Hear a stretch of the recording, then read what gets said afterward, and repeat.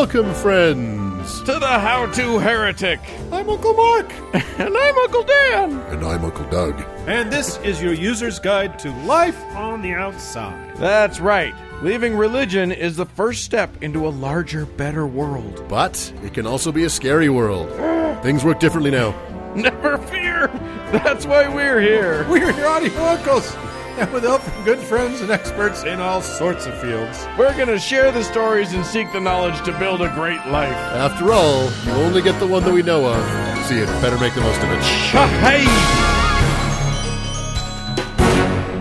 Guys. Hello. Hi. You know what? What? It's a great time to be an American. You know what it feels like? It feels like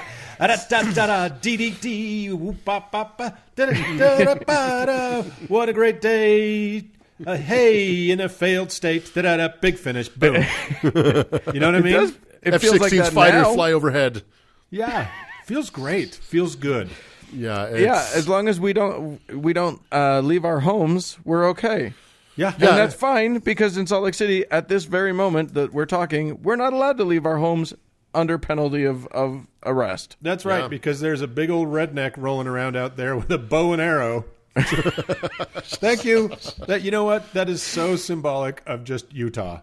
That the national headline we get during this horrible tumult and all of this unrest is some fucking dope got out of his Dodge Badger and tried to shoot somebody with a fucking compound bow and then got his ass beat.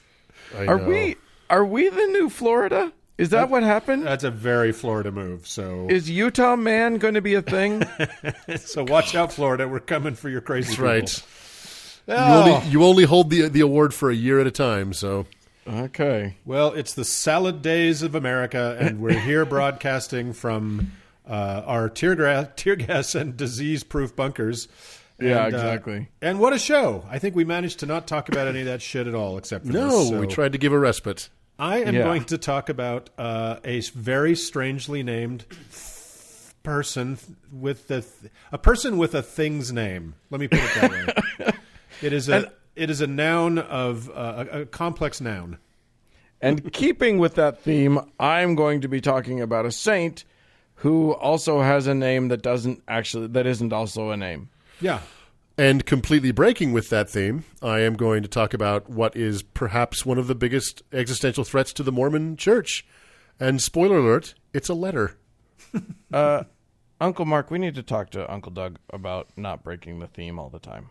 He did it. I know, the theme that we accidentally have sometimes. Doug. Yeah, if you would tell me what the theme is before halfway through the second segment of the show, maybe I could help out. When the theme surprises us all, it's harder. I'll admit it's harder to hold on to. It's it, improv, Doug. You just got to roll with it. So, Yes, and Doug. Yes, and we have a couple announcements.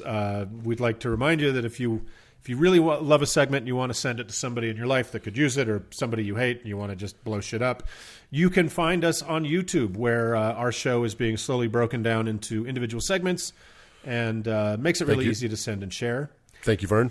And we have another special announcement. ta-da! We had such a good time with y'all motherfuckers on our last Zoom meetup.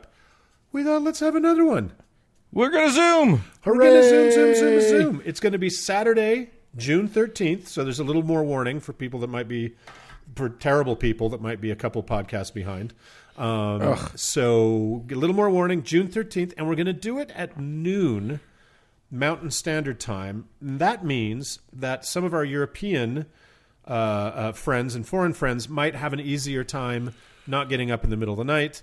To join us, so it'll be evening. Sorry. Though you guys are like soldiers for having done truly. that.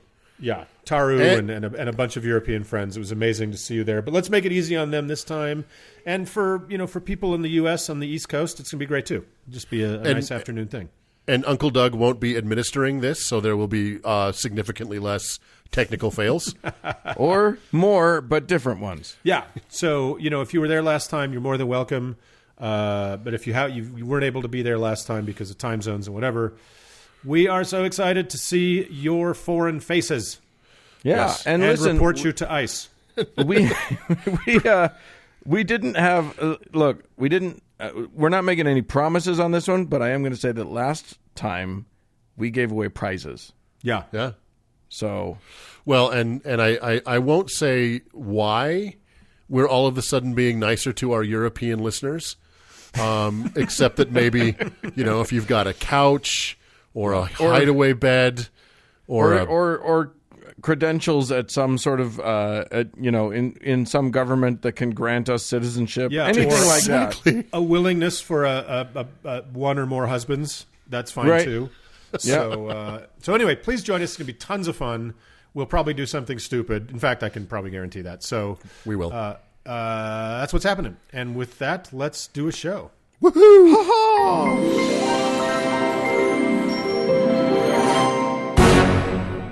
Hey, Doug. Ho. There comes a time in a man's life when he looks around and he goes, I need a friend. And, I don't know, maybe someone out there is friends to all, is a universal friend, if you will. Here's the thing. I don't even know what I'm talking about because Uncle Mark hasn't told us. Yeah, we don't have enough information to even fake an opening here. Yeah, no. I've kept this pretty secret because this is an unusual one, guys. This is interesting, and as this will be airing, this is our first show of Pride Month in June. Oh yeah, I thought there's some queer stories in religious history, believe it or not, and not all of them ended up on fire. So I think.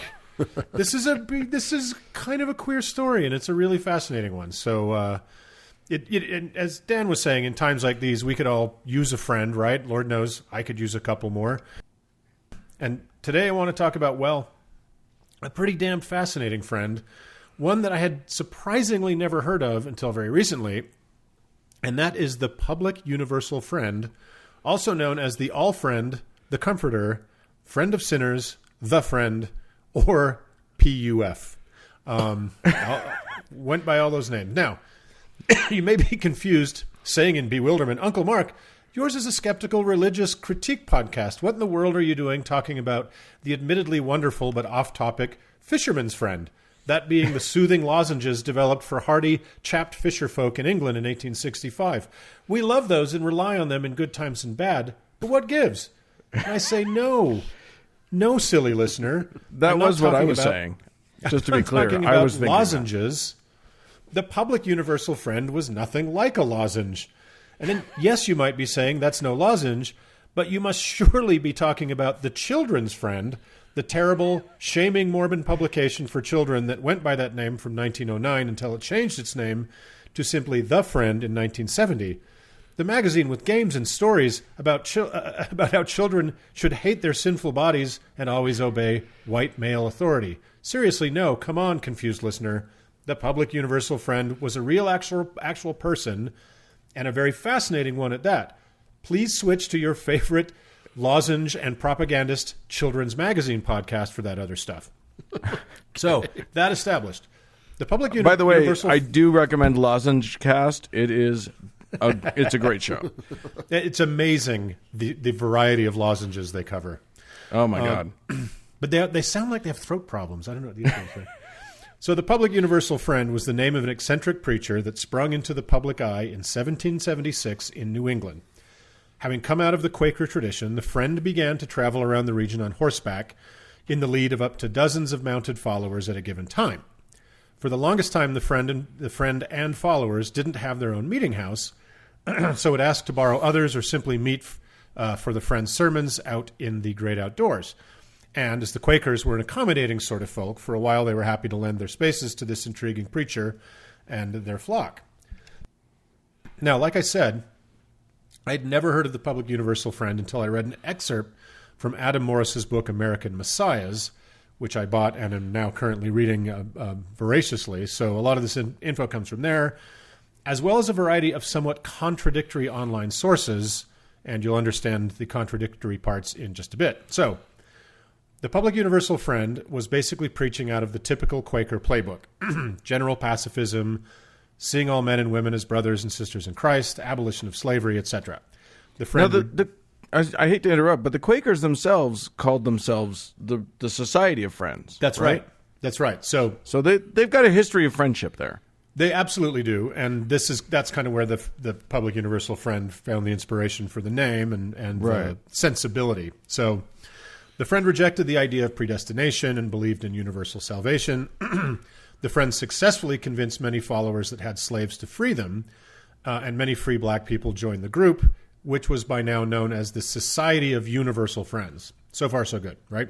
Okay. So the Public Friend was, like so many other religious ecstatics caught up in the fervor of early America's various great awakenings, was a big believer in utopian communal living.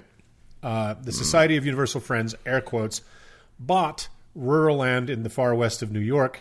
And I say bought in air quotes because they paid money for it, but it wasn't to the indigenous people that actually owned it. But this is America, so yeah, actually they got caught up in kind of a huge swindle. But they founded the settlements of Gore and Jerusalem, New York. How do you spell Gore? Gore. I don't know why they called it Gore. All right. But they built houses and got about sawing wood and churning butter. It was 1790. That's what you did. So by now the Quakers had long been over the Friend and the Society of Universal Friends. They found the Friend far too arrogant a person for their liking. The Friend's insistence on almost total abstinence, even in marriage, an institution the Friend was also pretty against, was bizarre by the standards of the day. They also balked at the Friend's insistence that they were the embodiment of Christ's spirit, which was heretical at best. So that gets us close to what makes the Public Universal Friend so fascinating. All the basic Quaker preachy stuff, who cares really? Doesn't matter. The Public Universal Friend, as I imagine you've guessed by now, was not born with that name.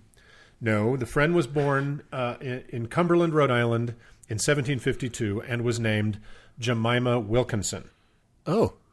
Interesting. So Jemima was a gifted child, an avid reader, and was able to quote huge sections of the Bible by heart.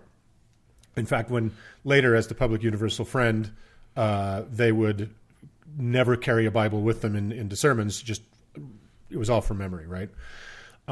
She was the 8th of 12 children in a fairly well-to-do family. Wow. But in October of 1776, Jemima became gravely ill. They speculate that it was typhus, and the family was pretty much ready to bury her as her fever raged for days and days and days. So, somehow she recovered, but that's not how the Friend would say it exactly. According to the Friend's own account, the spirit of Jemima Wilkinson did depart the body it was born into. Essentially, she died. And into that body, God deposited a new spirit, one the Friend would later describe as the Spirit of Christ. Important distinction. They did not mean the ghost of Jesus of Nazareth, but something bigger, more, universal, the idea of Christ, I guess you could say. Huh. But from that moment of, air quotes, resurrection, the person formerly known as Jemima Wilkinson would be known to themselves and the world as the Public Universal Friend, would reject gendered pronouns almost always, preferring he, him, if they ever did use gendered pronouns, which was on a rare occasion, and chose to present on the male side of androgyny for the rest of their lives. Interesting. Wow. Super fascinating, right? Now, I realized that by bringing up the Friend's pre-transition name that I, by modern standards, was dead naming them. And I considered how to tell this very interesting story without doing that, which is not easy. But scholars and historians disagree on how to address the Friend in this category. The book I'm reading right now, which was just published this year, the author argues for the use of male pronouns and uses male pronouns for the Friend. But a lot of trans historian, the trans historian I read about it, does not, prefers gender neutral pronouns. So, was the Public Universal Friend trans, or were they rejecting the gender binary entirely, therefore being non-binary? Was their change in identity merely the result of a fever-induced hallucinatory religious experience, or was the religious experience cover for their dysphoria and desire to transition to their authentic self? Considering these were not even terms or fields of understanding in 1776, how can we even begin to understand this person and their motivation? Right. So, interestingly, the Public Universal Friend is not actually the first known American trans or non-binary person. of European descent, according to historians. That distinction may go to Thomas and or Thomasine Hall, a British emigre who worked as a servant in Jamestown and whose refusal to stick to one mode of gender expression and possible dalliances with both men and women set off quite a firestorm in the very progressive year of 1629. And lest I participate in erasure, there were a variety of fully accepted gender expressions and sexualities in indigenous societies long before the white folk arrived and set about ruining everything. True. If you want to dig deeper, there is evidence of what we today would call trans, non-binary, intersex, and gender fluid people in various positions in societies globally, with the oldest evidence we have in the Mediterranean dating back almost 9,000 years. So really, the public universal friend was hardly novel historically, but most surely must have seemed like a Martian to the sensibilities of the very uptight, slaveholding colonial Americans of the time. Wow. And most of the contemporary critique of the friend was centered on their highly unusual expression and nonconformity. Surprise, surprise. So the public universal friend died in 1819 at the age of 66. Their followers, turning out mostly to be women who refused to live by the suffocating standards of the day, were assiduous throughout their life to respect the friend's identity and expression, which I think is kind of amazing for the America of 244 years ago, no? Yeah. Right. So, sadly or not, the Society of Universal Friends eventually petered out around 1860, partly because the loss of such a fascinating and charismatic leader, but also the near total celibacy didn't help their numbers too much either. Yeah. That's a tough one. That's a tough sell. Yeah, it's bad. It's bad if stats are important to you. Yeah. You got to let people fuck. You know what I mean? Yep. But here is another amazing early American religious fact I did not know when it comes to all things gender nonconforming. This other religious movement is worthy of its own segment another time, but I'll kind of mention it briefly here. In 1774, just 2 years before the public universal friend first declared themselves, another unlikely prophet landed on American shores, and her name was Anne Lee.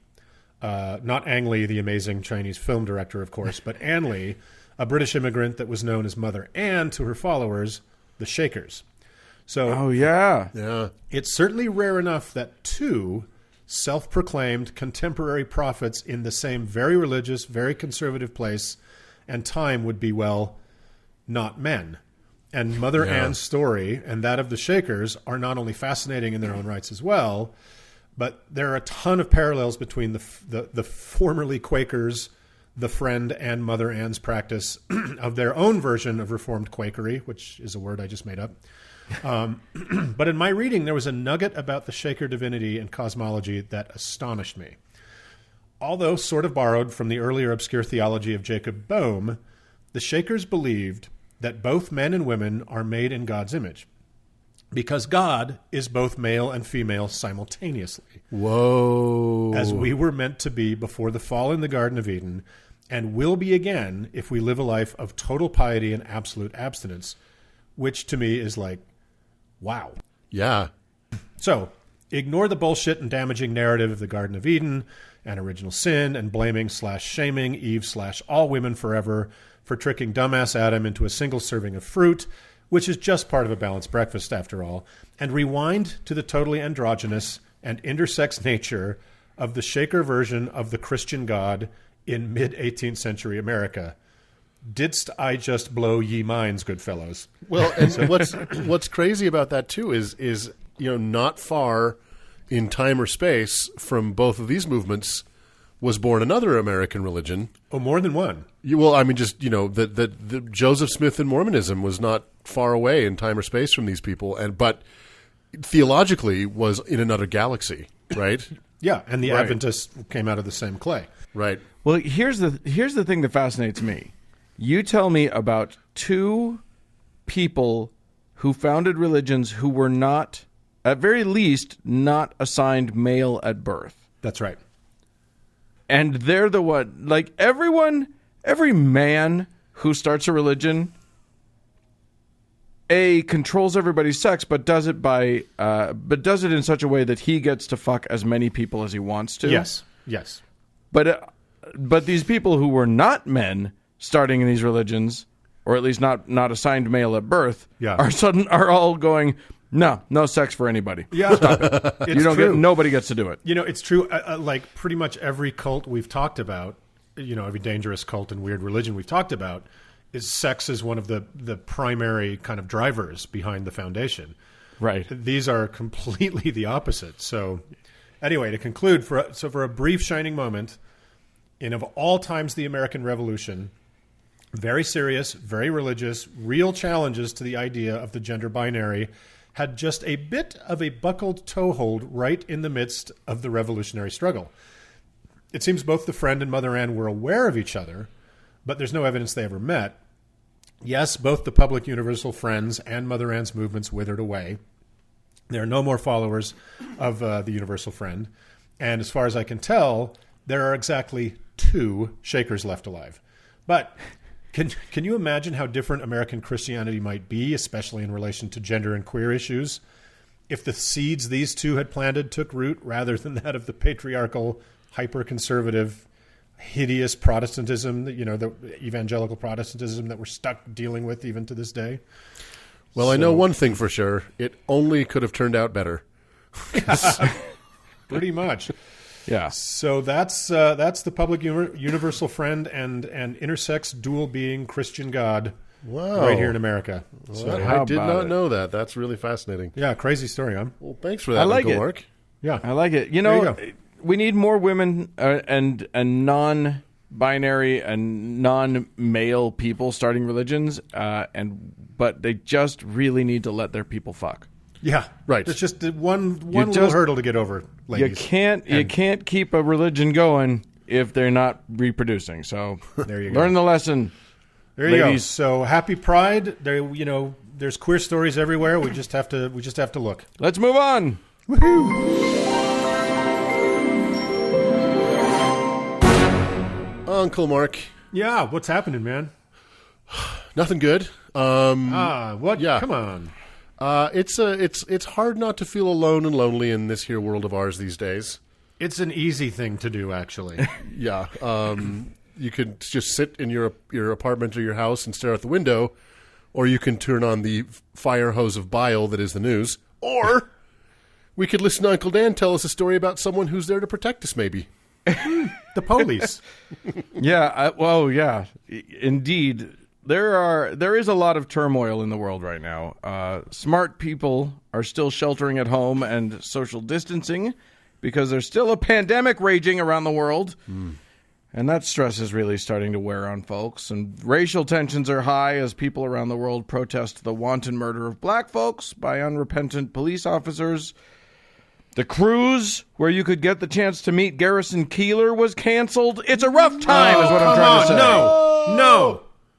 God. So, with all the protests after the murder of George Floyd this week, I wanted to get quite serious. I decided I would talk about the Ku Klux Klan.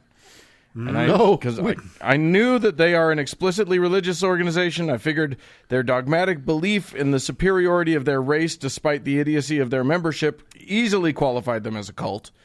Yeah, for sure. And I wanted to discuss the fact that in the last decade or more, they've made a concerted effort to get their members onto police forces across our country. Mm-hmm. But the fact of the matter is that when I dove into the reading for that, I found I just didn't have the stomach for it.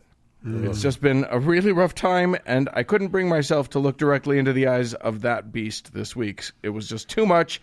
So I went for something silly instead. Bummers. Yay! Bummers. Sorry, guys. We'll do the Klan another time. Some other time. Yeah. Maybe in 12 years. Anyway, I went for the patron saint of beards. Hey. That's right, boys. Look, the three of us are all usually in some form or other of beardedness these days. Oh, y'all. I thought you were talking about Liberace's girlfriend, that kind of beards. Well, maybe that too. Yeah. That too. We'll get to it. Okay. But yes, the three of us. How are your beards doing? Where are you at bearded Mine wise? is well, I think Uncle Mark might have us all beat, but mine is certainly in the. I'm in my full lumberjack mode. Yes. I trimmed down a bit just because I wanted a better seal for tear gas. Right. You know? Right. Yeah. When this pandemic started happening, I've gotten pretty complacent, so I've just let mine go. I'm very shaggy myself. Nice. Well, So- it's hard to like why. You know, like, what's the fucking point? I don't look Who at the fuck myself are we in the trying to mirror impress? these days because I don't want to see what's looking back at me for all kinds of reasons. And also, like, I can't go to someone to have it trimmed down, and so I just fuck it. Yeah. I haven't. Same with the toenails. Yes. Ew. I think Okay. basically we're all living like Howard Hughes at this point, is what Doug's saying. Yeah, Doug needs a whole litany of saints to pray to. But what I have for right now is the saint for all of our luscious, healthy, voluminous beards, and that is Saint Wilgefortis. No. This Yes. is we do this during the patron section. Yeah, where we don't make this. we don't make up saints. segments. Yeah, This is come not on. the time for that. Oh, Saint Wilgefortis. What? Wilgefortis. And why is this the patron saint of hirsute faces? Because, like us, Wilgefortis had a magnificent mane, a glorious face full of whiskers. So what, you might ask? Why would we care about a saint's beard? Well, 2 reasons. A, Wilgefortis grew this literally miraculous beard in one night. And B, not unlike the twist in Uncle Mark's little thing, her fiancé was very upset when he saw it. Oh no! Da-da-da-da. That's right, Wilgefortis was a woman. Wilgebiga was a lady person. She was the bearded lady saint of Portugal, the courageous virgin with the heart of gold and a face of fur. So, here's the story. Wow. Saint Wilgefortis was one of 7 daughters of a pagan king in Portugal. Now, as we've learned, there are 2 types of females in the world of saintdom, old and pious, or young, beautiful, and unblemished by interaction with a penis. She was the pretty virgin type. In fact, the name Wilgefortis is not really her name. It was probably a corruption of the Latin Virgo Fortis, which in Latin is courageous virgin. She also went by many other names, but I'll get into that later. So, Wow, this as I was episode is saying, really taking on a certain tone, isn't it? I like it. It's very gender bendy all over the place, and I'm here for it. yeah, exactly. When you were doing your thing, I was like, oh, we got a whole theme happening here. Yeah. Guys, I we am going planned this to- all, obviously. I am going to fuck up the theme. You're going to ruin the theme. All right, that's fine. First half of the show will have a theme. Anyway, Wilgie was young and beautiful, and her hymen was beautifully spotless. So this was because she had secretly become a Christian and had decided to dedicate her vagina to God forever, like all the best teen Christian girls do. When And this then thing, they only do butt stuff. right? Yeah, exactly. That it's the poop hole loophole. Well, this made things pretty awkward when her papa announced that he had betrothed her to a pagan prince in Sicily. Surely a husband would complicate her vow of chastity, and also maybe he was yucky. So Wilgie decided that she was so upset that she refused the marriage. And in a rage, her father threw her in a dungeon to think about what she'd done and wait for her future husband to arrive and claim her. And while in the dungeon, she prayed to God to intercede and stop the marriage. But she knew that she needed a more cunning plan than just, please, Lord, kill this Sicilian guy, or, dear God, please change my dad's mind. So she came up with a great plan. That's not Please, the first God. time. That's not the first time God has heard the prayer, "Please kill this Sicilian guy." Right. Well, that, Nor yeah, the last. unfortunately, what you should be praying to is another Sicilian guy. Anyway, please, God, her prayer went, make me so ugly that this prince won't want me. The next day, boom, she was Dumbledore. Sure enough, as soon as the prince saw her, he was repulsed and took off. Great success! And they all lived happily ever after the end. Oh, that was wonderful. Wrong. Obviously, anyone who has listened to any saint segments on this show knows that saints of old don't get happy endings. No. You got to be a martyr to get sainthood. Well, So I do love that part of the story is that her father just throws her in a dungeon. And when the guy from Sicily shows up, no one's concerned what he might think about that fact. right. That she's been in, like, where's your daughter? Oh, she's in the fucking dungeon. Oh, great, grab her. Yeah, Like, exactly. No problem well, there. bring her up. Let's see. Let's take a look at the goods. Right. Anyway. No, so Wilgefortis' dad was so upset by these events that he decided to punish this Christian daughter of his. If you love Jesus so damn much, her father said in a rage, then you'll die just like him. So he took her to his favorite crucifying spot, hung her to a cross, and killed her. There. Now she can be a saint. Oh. And for good measure, there's a little side story about a poor fiddler who came and played at her dead, dangling feet. Though dead or mostly dead, she liked the music and in recompense kicked off one of her golden shoes for him. No word as to why anyone would wear golden shoes, but shut up. There's a problem here. Oh, you found the one. Other than gold shoes, which is it's a terrible way to make a shoe. Yeah. It seems like an incomplete crucifixion if you can kick your foot. Well, shut up. Also, shut up. Copy that. It's a fair point. So when the fiddler went to sell the gold, he was accused of stealing the shoe from the dead body. He told the story of Wilgefortis giving him the shoe and convinced the cops to take him back to the place where she was hung to prove it. He played for her again, and, like before, she kicked off the other shoe, thus proving that he wasn't a thief, and that this whole story, and also proving that this whole story was obviously just made up. Okay, and at no point did somebody say, hey, somebody should check her pulse? No. Okay. Who cares? All right. Yeah. Here's the thing So about... how did her golden gloves come off? It's a story for another day. Here's the thing about me saying that that this proved that the whole story was made up. Every time we tell a story of a saint on this show, it becomes instantly clear that it's a nonsense story. Yeah. Like utter bunk. Yeah. As in, you could only believe it if you had been carefully trained from birth to believe nonsense stories that can't be real, in spite of everything you know about how the universe works. Yeah. Saint Denis carrying his severed head 7 miles. 100%. Yeah. But this one is special. This one is different.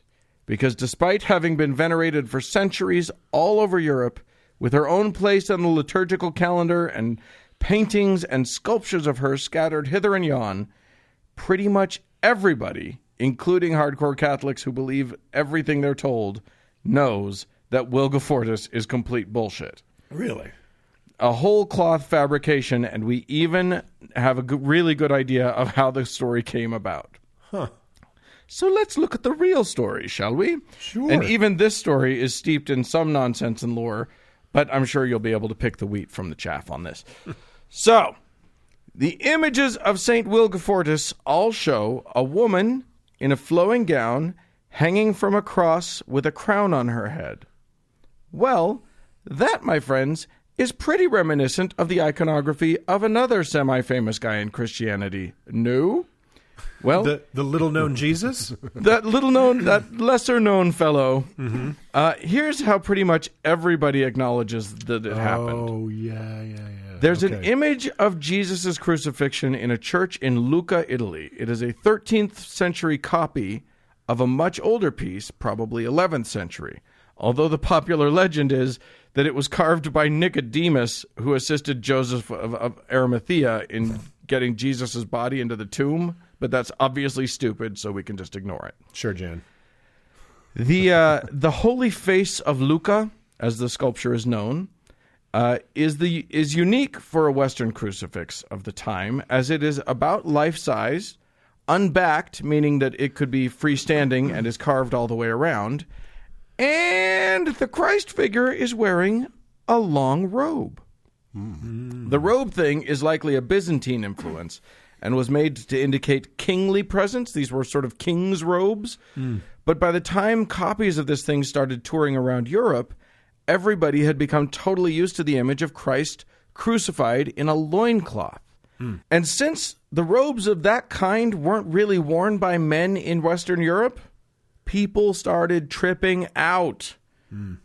Either Jesus was in lady clothes, which would be terrifying and break everybody's brains entirely, or maybe this was actually a lady, with a beard. But why would a lady have a beard? I don't know. Okay, Quick, hear me make out. Up a story here's what I'm that thinking. will inspire us all. Right, exactly. Yeah. So, bada bing, bada boom, you got yourself a saint. Yeah, I looked her up, and I'm looking at the picture. It's so obviously Jesus. Like Right. the shape of the beard and everything is the classic Yeah. Jesus. But he was a very handsome, kind He of was feminine, androgynous He was man god. a pretty man. He's a pretty man. So yeah, I mean, it's pretty easy to see why. It's just very funny that they saw a Jesus in long flowing clothes and were like, lady Jesus. Well, and no one could say to them like, well, actually, it's just priestly robes. It's meant to evoke priest. Like, oh no, we've got to come up with a whole fucking story here. Right. So that's what happened. There you go.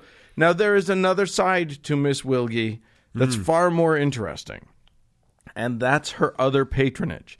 Because while it's super important to have a patron saint for beards and all, she actually presides over a very real issue that traditionally has gotten short shrift in society and definitely in the Catholic Church. Now, I mentioned earlier that she has many different names. And since she was a made-up person, none of her names are names. They're all verbs and adjectives. Aside from being called Courageous Virgin in the Latin, she was also known in England as Saint Uncumber, a reference to being freed from a burden. Okay. In Italy, she was Liberata. In Spain, Librada, both meaning liberated. In France, she was Saint Débarras, which means riddance. The point here is that she's the patron saint of women oppressed by patriarchy. Oh, Of course, wow. that's not how the church would word it. They word it as the patron saint of wives of abusive husbands. But that isn't it, really, is it? She never had a husband, and I could find no evidence of a version of the story where her fiancé abused her in any way. Her story is that of a woman who wasn't allowed to choose her fate, and God saved her. Interestingly, by making her more like a man. Now, one could argue that in her case, the cure might have been worse than the disease. Unhappy arranged marriage is bad, but crucifixion, at least in most cases, is probably worse. probably. I think even Melania would choose her marriage again over being crucified. So I don't know. who knows? Yeah.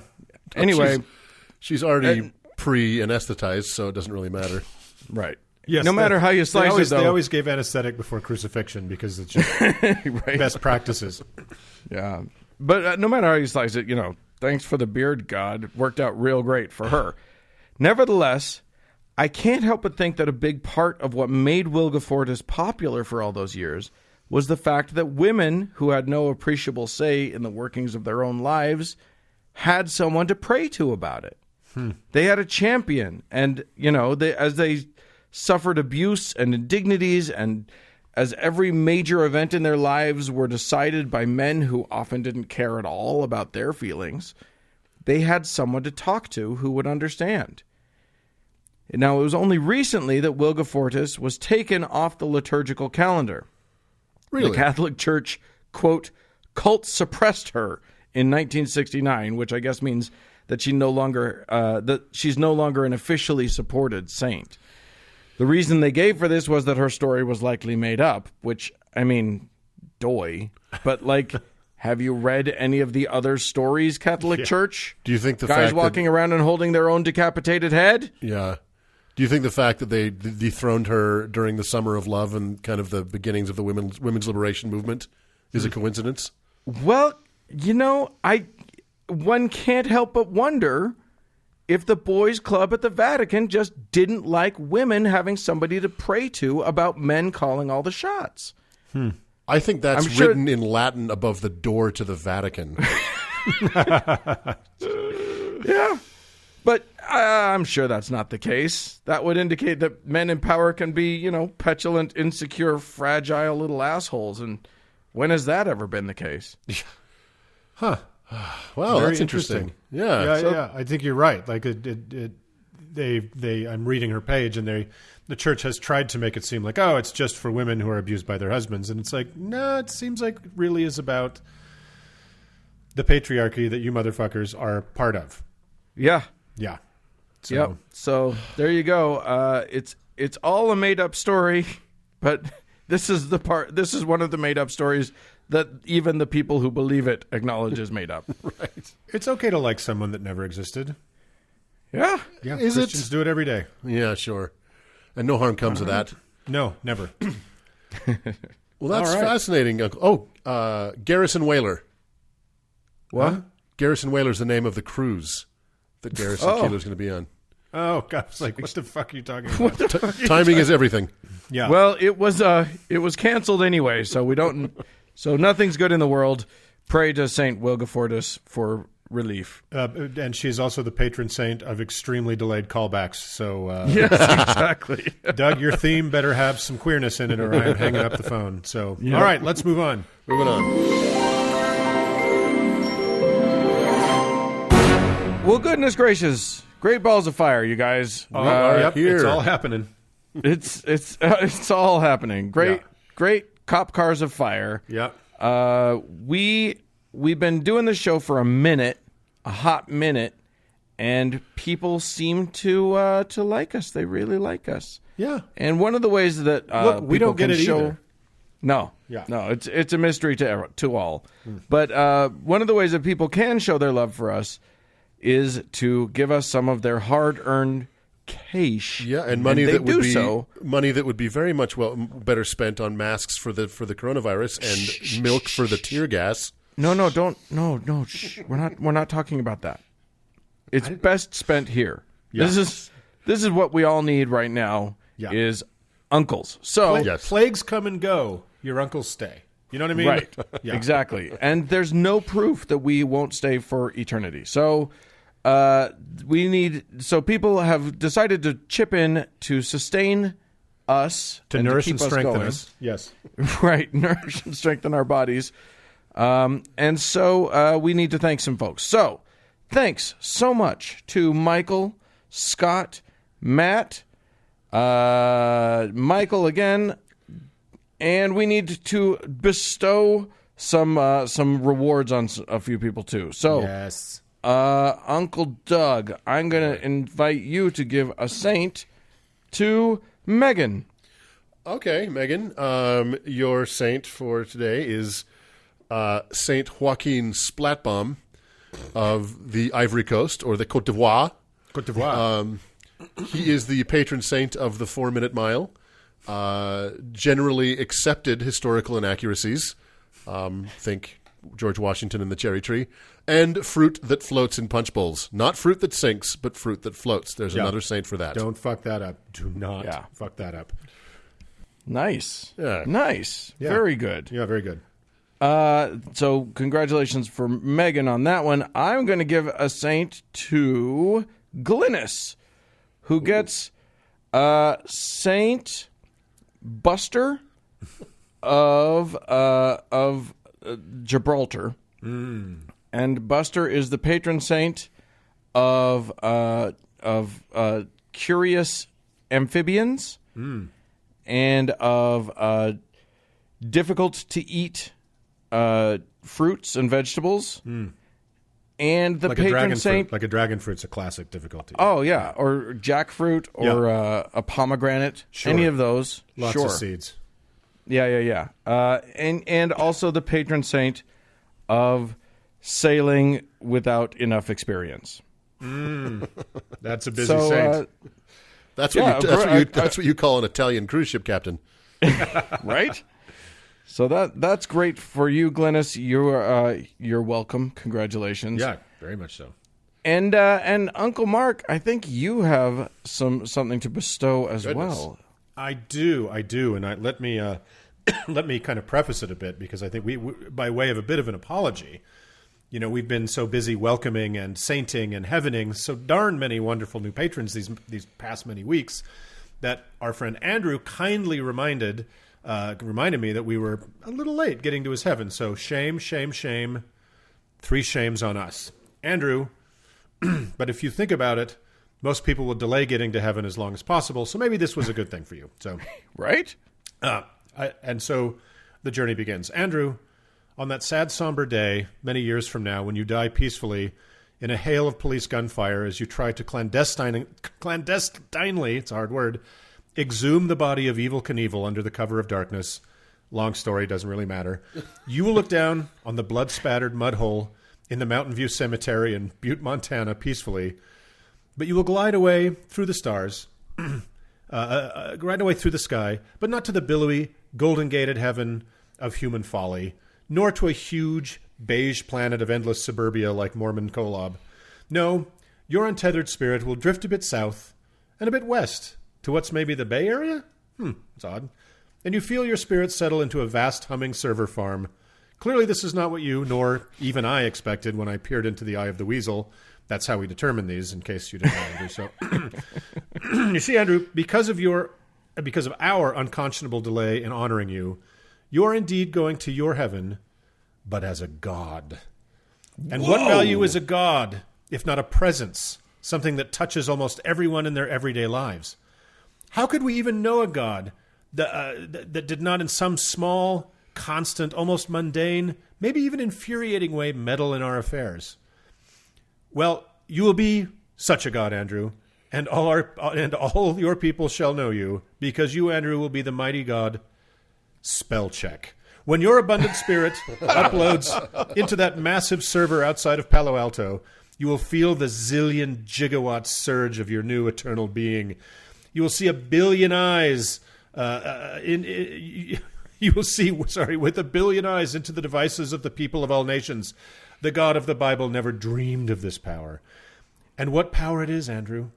When a grad student is right up against the deadline for their thesis on herpetology behind the Iron Curtain, it is you that randomly decides to insist they're using the wrong form of the verb. When a high school junior is trying to fake up the book report for the Jane Austen novel they haven't read in the hour before it's due, it is you, Andrew, who gets to play the maddening game of let's make up random rules about apostrophes.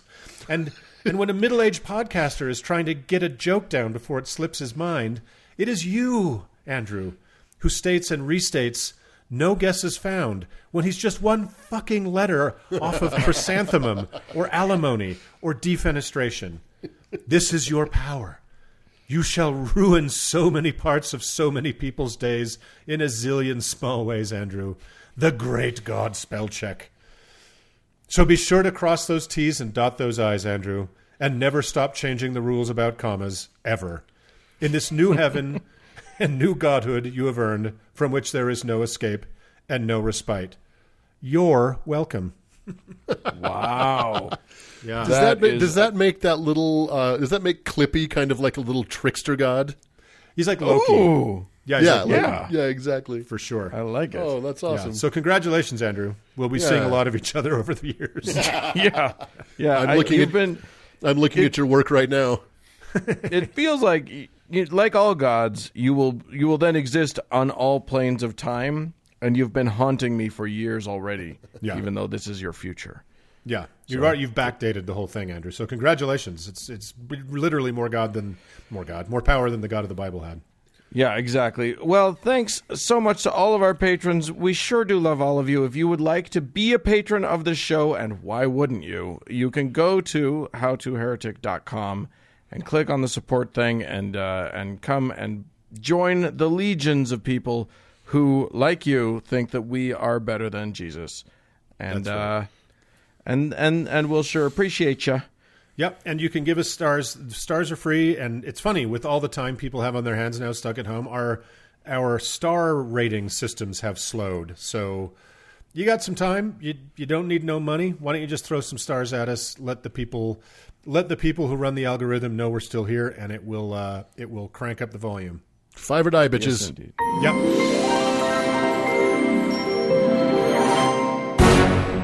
Uncle Daniel. Hello. How's it going there?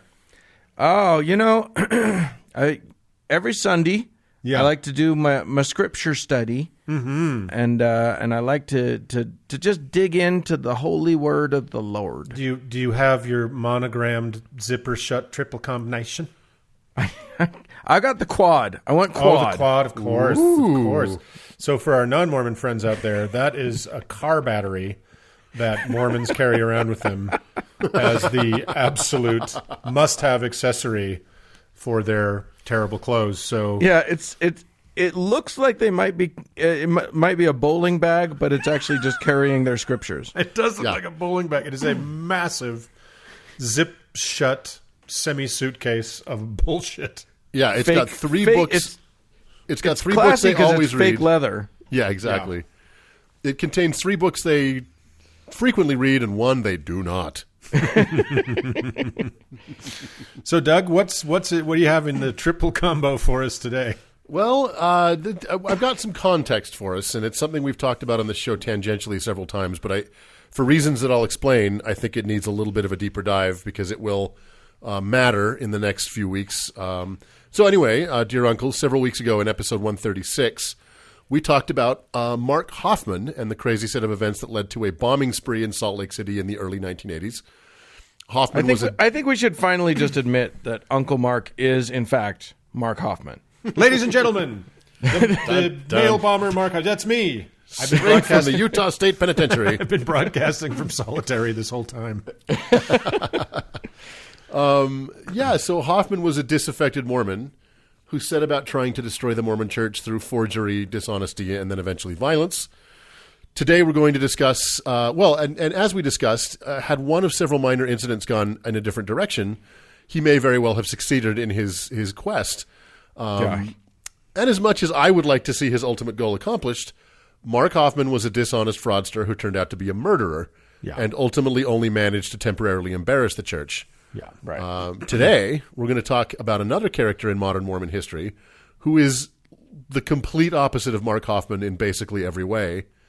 Jeremy Runnels was a true-believing devout Mormon back in 2012, where our story will begin. And through his unbreakable sense of honesty and integrity, he produced a document called the CES Letter that, due to its undeniable veracity, might very well accomplish what Mark Hoffman never could. We've referenced the CES Letter before on the show. Yeah. And it's going to be a very pivotal element in an upcoming interview that I can't talk about right now. Correct. But I think will be very fascinating to our listeners. I thought it might be nice to explain what the CES Letter is and why it represents one of the most existential threats to the Mormon Church in its history. Yeah. What is now called the CES Letter was originally called the Letter to the CES Director. It was written by Runnels in April of 2013 to the Director of the Church Education System, or CES. That's what CES is. This is a tremendously powerful position inside the Mormon Church. This person, it's the Ministry of Propaganda. truly, Yeah. yep. And this person directs the operations of all 4 Mormon-owned universities, as well as a galaxy of high schools and high school seminaries and primary and secondary schools around the world. So you're absolutely right, Mark. It is the propaganda wing of the Mormon Church. Yeah. The letter itself is a series of questions about aspects of Mormon history and doctrine that had been bothering Runnels since he began digging into church history in 2012. At that time, Runnels was what was called a true believing Mormon, which is a self-imposed moniker that those people, for people who are all in on the faith. That means a full tithe payer with a temple recommend. Yeah. In February of 2012, Runnels saw an article in Reuters called Mormonism Besieged by the Modern Age, which described the exodus of especially young people from the church due to the internet and the availability of unflattering information. This caught Runnels completely by surprise because... By unflattering information, by the way, I think you mean anti-Mormon propaganda. Exactly. AKA true. Yeah. AKA the truth. Well, and revealed. that's a really good point, Uncle Dan, and we'll talk about that. That is the reflexive reaction to any true believing Mormon to anything that doesn't align exactly with what they were told last week. Right. And nothing like this article was being discussed inside the Mormon Church, and it's truly hard to describe how completely some Mormons are cordoned off inside a bubble. if you grow up Mormon in some areas of Utah or Idaho, you may never speak to a non-Mormon or consume non-Mormon news in your life.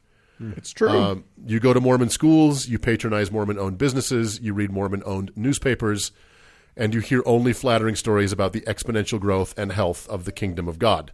Yeah, and it's the movie Pleasantville. You have sanctioned church activities multiple times a week. Yeah. Not just Sunday. Yeah. And you know who the non-Mormons in your community are, and you don't truly socialize with them. You might say hello and try and recruit them, but that's about the extent of your interaction. So Runnels has a passion for the truth that is truly remarkable, and he began to read about what might be causing people to leave his beloved church, and what he began to find was not good. He discovered troubling stories about Joseph Smith, glaring and even comical inaccuracies in the Book of Mormon, and bizarre incidents in the quote-unquote translation of the Book of Mormon and early church history. And most troubling of all, most of the sources he was reading were approved church sources. It bears mentioning here, and we have discussed this before on the show, over the last couple decades, as damaging evidence became more and more difficult to bury regarding, say, the DNA of Native Americans having no Semitic tracers, or the fact that there were no elephants in the Americas, or the arrest records of a young Joseph Smith for treasure hunting and fraud, or the testimonies of several miners that Joseph wed them and bed them in secret, the church embarked on a rearguard action to try and inoculate itself from these facts. So they released a series of essays addressing these issues, and in many cases admitting to them with kind of comical justifications. But, you know, when I say they released these essays, I'm being a bit extravagant. They hid them away in the bowels of various church-owned websites, right? Yeah, they were created so that they could point, like, any reporter who was writing a story about them and would say, hey, well, what about this? They could point them to that essay on their website, but it's not easy to track them down, and they certainly didn't make them publicize them to their own members. Certainly not. But if a member stumbled across something, then a bishop or a stake president could say, oh, look here, we've already addressed this. We never hid it from anybody. Now go pay your tithing and don't worry your little head. I mean, it really truly was to try and prevent the inevitable. Right. So it was primarily these essays that Runnels first hit upon. And to your point, Uncle Dan, the normal defense mechanisms of the church were of no use to him because these were not anti-Mormon groups or fabricated lies meant to take the church down. These were official church documents. So this pitched him into a deep faith crisis, which troubled his very devout family. At least at the beginning, Runnels was sincerely trying to find explanations for these discoveries, but found that no one had satisfying answers, and was told more often than not that he should simply stop asking questions. As we'll see, this was not a possibility for Jeremy Runnels, whose dedication to the truth would forever alter his life and may very well end up altering Mormon history as well. Runnels' grandfather was a very prominent Mormon, and out of sincere concern for his grandson's soul, he got in contact with a friend of his who happened to be the director of the church education system. His grandfather convinced Runnels to put his concerns in the form of a letter and promised him that the CES director would be able to put his concerns to rest. And this is so prevalent in Mormonism that you just got to kick it up the chain high enough until someone's got the answer, right? So we'll figure it out. Yeah, someone knows. They just haven't, you've got to get it up the chain high enough. So this is how the CES letter came to be. Runnels put all of his concerns into an incredibly well-written, well-researched, and chronological list running to 138 pages in its current form. We'll talk about what I mean by current form because this letter has had some revisions and additions. Runnels sent the letter to the director, who initially responded to Runnels saying that he had received it and that it was, quote, well written. However, the CES director, as of this record, has not responded to Runnels. And for the record, it's been 7 years. So I don't think an answer's coming. The church has responded, but not in the way that Runnels was expecting, but perhaps exactly what we knew they would do. But before we talk about that, let's talk about the letter. Runnels lays out his concerns with devastating clarity. He focuses first on the Book of Mormon and the myriad problems it has, from the King James Version errors, DNA evidence that not only dates the arrival of the Native Americans to thousands of years before the Book of Mormon, but proves that they came from Asia, not the Middle East. He explores the glaring anachronisms in the book, such as horses, cattle, oxen, sheep, swine, goats, elephants, wheels, chariots, wheat, silk, steel, and iron all being mentioned in the narrative despite the fact that none of them existed in pre-Columbian America. He discusses the geography of the Book of Mormon with maps of the upstate New York area that show that Joseph Smith lifted the geography and even several place names from his own local area. And you see these maps side to side, and I'm telling you, it's astounding. Runnels lays out that the several source materials that Joseph and his posse clearly stole from to create the Book of Mormon narrative. He goes on to discuss the problems with the translation of the Book of Mormon, the competing and contradictory versions of the first vision, the hammer to the forehead stupidity of the Book of Abraham, the problematic testimonials of the 3 and the 8 witnesses, the influence of Freemasonry in Mormon temple ceremonies, and on and on. And then he digs deep into Joseph's and the other early church leaders' polygamy and polyandry. The source material for this section is often these church leaders themselves, or quotes from the women themselves, in some cases in their own autobiography. The litany is devastating. The strength of the letter is in its no-nonsense, heavily footnoted recitation of the available facts and the sheer megatonnage of damaging and disturbing information. I reread it for the segment, and I still found it shocking. And as we'll talk about, it is nothing short of a torpedo below the waterline of every foundational doctrine and story of the Mormon Church. Runnels originally circulated this letter to a few friends on Facebook before sending it to the CES director, and this was to help him edit it and make sure there were no mistakes. But that early version of the letter began to circulate online in 2013 and 14. I don't know about you guys, but I first heard rumblings about it on Reddit, that there was some document that the church was terrified of, and later that same year I got my copy of the CES letter. As far outside the church as I am, and as much as I thought I knew about its warts and its sins, when I read it, I was floored. No one had put this together kind of in this chronological, just undeniable way. Yeah, I was the same way. I don't remember how I got up. Maybe you sent it to me, Doug. I don't remember, but like I didn't know anything about the late war. I had no idea about stuff like that, like those very, very direct plagiarisms from contemporary sources. I knew about the view of the Hebrews, but I did not know about the late war. Yeah, and like I had heard about the Kinderhook plates, but I didn't really know much about that. Anyway, so to put that all in one place, in kind of Runnels style, which is not ornate or it's very straightforward. So, in a concerted smear campaign that the church and its apologists would wage on Runnels, one that lasts to this day, they would accuse him of circulating it originally to damage the church. They have also questioned Runnels' original dedication to the faith, his motives, his financial backers, etc. Yeah. But here's the thing that they have so much trouble understanding. Although Runnels is a badass and deserves eternal credit for the work he's done, the fact of the matter is, as far as what is laid out in the CES letter, Runnels is not relevant. What he has compiled will stand or fall on its own veracity, not on the character or motives of Runnels. Right. The trap they are in is that the Book of Mormon, given the fact that there is no archaeological evidence for it, must stand or fall on the character of Joseph Smith, and uncles, that character has been found wanting. The church has been forced into the unenviable position of trying to defend the indefensible. To that end, the church and its auxiliary apologist groups, most notably fairmormon.org, have tried to respond to the letter, and the results have been, let's be charitable, pathetic. Yeah.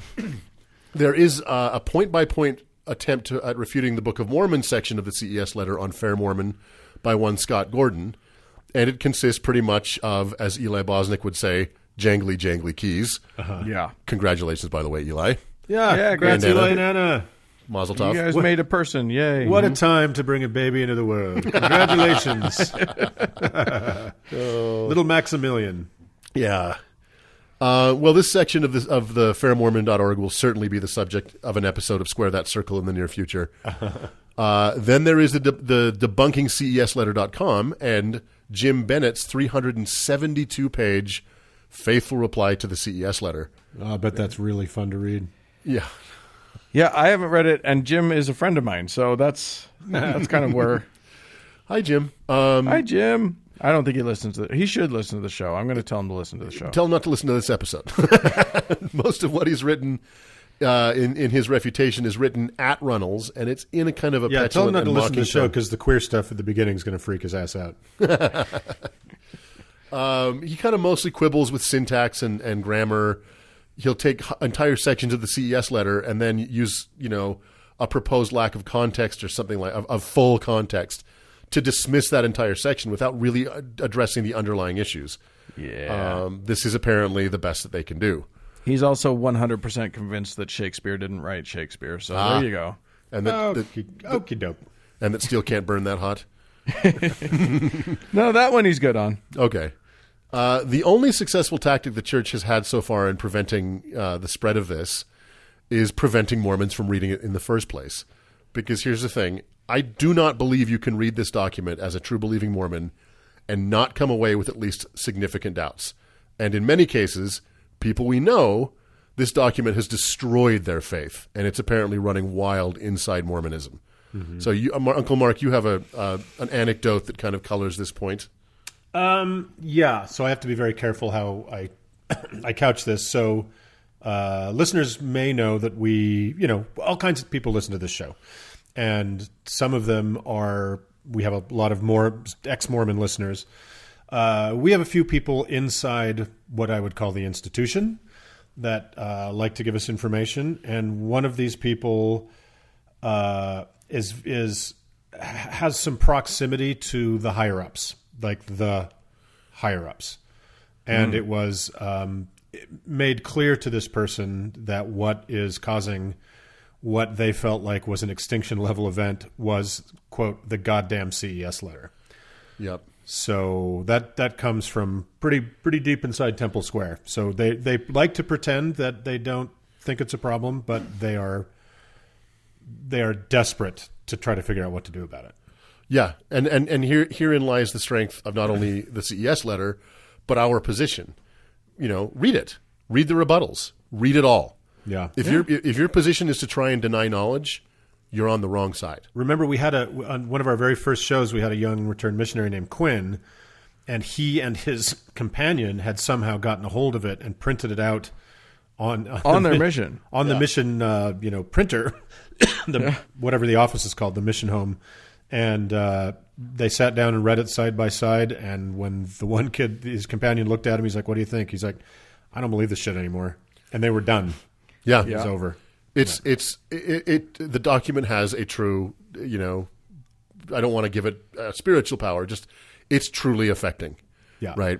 It is a prosecution of the case that is so damning that any jury would find the Book of Mormon guilty. Yeah, and again, all the evidence is, confessions. Confessions and videotape of confessions. Yeah. So this isn't the end of the story, though, as you might expect. The issues that Runnels discovered and the comically lame response of the church led Runnels out of the faith and into atheism. Like many ex-Mormons, myself included, he felt that he had been deceived for most of his life, given that these issues were always there, just intentionally buried in the hope that members would not discover them. So he set up the CES Letter Foundation to spread the letter to as many people, Mormon and non-Mormon, as possible. In fact, many people have taken to writing the website for the CES Letter inside Books of Mormon found in Marriott hotels, and even putting stickers with the website inside Mormon grocery stores, inside Mormon bookstores, etc. Here's one that you will not believe. In 2018, a comic book artist for Marvel named Ryan Otley, an ex-Mormon, drew an image of Spider-Man that was selling himself out to sponsorships. So he had a bunch of sponsorships on his spider suit, and one of them clearly said CES Letter. That was in the Marvel universe. That's amazing. Yeah, it's amazing. Marvel has since removed the image, but Aww. It's been through this foundation that the CES Letter has been augmented and in rare cases corrected. And here's another trap the church finds itself in. If new information emerges, Runnels can and has included it in the letter because it's not meant to be divine, but scholarly. Yeah. Right. As archaeology, anthropology, biology, sociology, radiocarbon dating, and DNA have all shredded the Book of Mormon for nearly 200 years, the best that they could do was try to sneak minor changes into it without anyone noticing. But mostly, they're stuck with this fucking albatross, right? It is what it is. All of this has not sat well with church leadership, and the church, in the form of stake president Mark Ivins, met with Runnels several times in 2015 to try and intimidate him into recanting or pulling the letter, which, of course... Like, how could he do that? Yeah, and what good would it do at this point, right? The Right. thing is out. So finally they hauled him in April of 2016 to a disciplinary council, which it seems clear was to excommunicate him. Just a Right. little side note, Runnels is hard of hearing and asked that he would be allowed to bring his ALS interpreter so that he could clearly understand and respond to the proceedings. President Ivins refused to allow him his interpreter. Just kind of who these people are. Fucking asshole. That is I forgot about that. Yeah, that was just astounding. deeply But evil. That's amazing. Yeah, it's really just truly shitty. But Well, because- and what it says is, no, this isn't for you. This is for us. Exactly. And here's the thing, Runnels is a badass. He recorded the proceedings. And you can go onto the CES website and you can watch this proceeding. And it's clearly from the very beginning, they're just like, I say your piece so we can excommunicate you. Right. And when that became kind of the clear outcome, Runnels told the assembled white dudes that he was excommunicating them from his life, slammed his resignation letter on the table, and walked out. So awesome. So I would encourage. I'm not fired. I quit. That's right. You're not breaking up with me.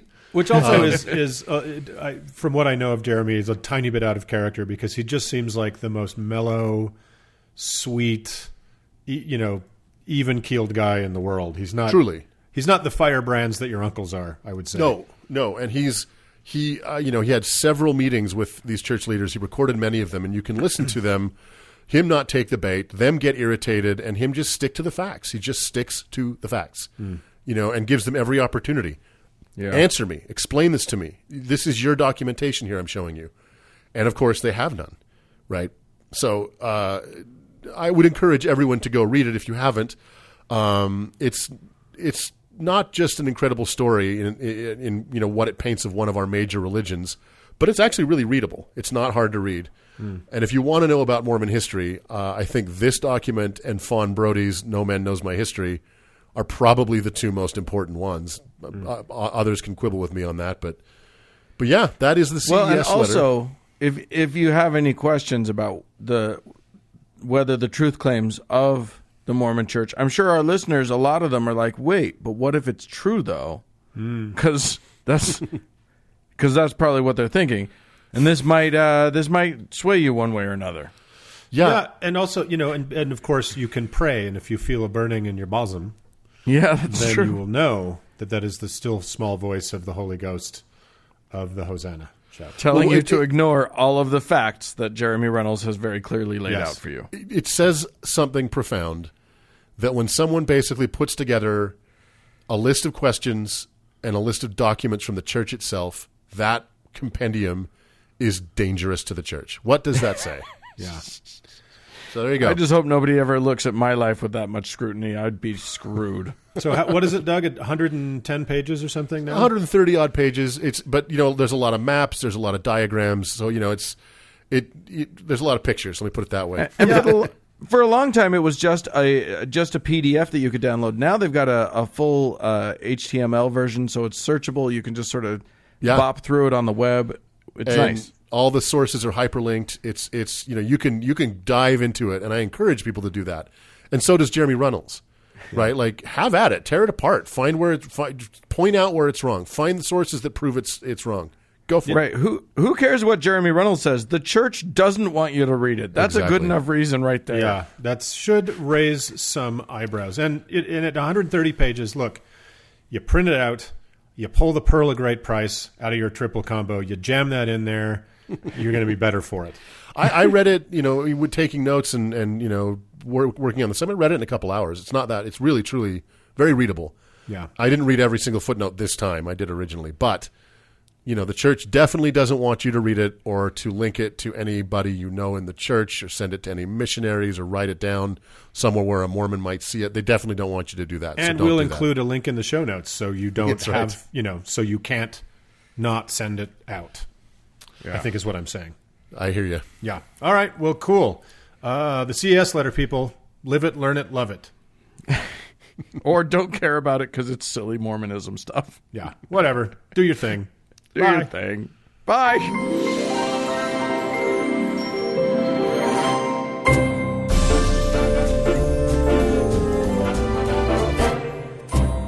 Well, friends, that's it for this week's Nearly Thematic Show. Yes, indeed. Hey, if you are a woman with a beard, we'd love to hear from you. Send us an email at howto@howtoheretic.com. Exactly right. And if you are the Christian God of the Bible who also happens to be, I guess, sexually dual or whatever intersex, why don't you leave us a voicemail about it? 903-88-HOW2, which is 903-884-6986. I'm also on Twitter at HowToHeretic. And once again, a hearty thanks to our patrons. Thanks to Cody Layton for editing the show. And thanks to you, dear friends, for tuning in. Bye, friends. Stay safe. Stay inside.